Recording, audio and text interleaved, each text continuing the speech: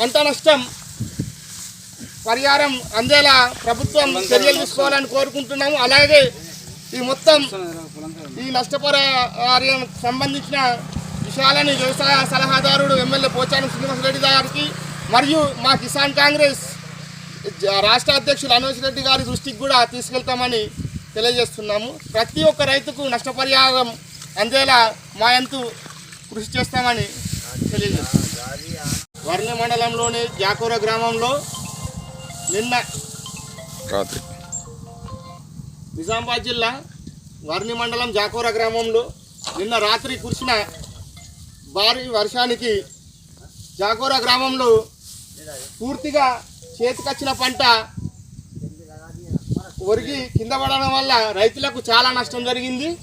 ముఖ్యంగా ఇక్కడ మా జాకూర గ్రామ శివార్లు దగ్గర మినిమం అంటే మా ఊరి శివార్లు కొన్ని వందల ఎకరాల భూమి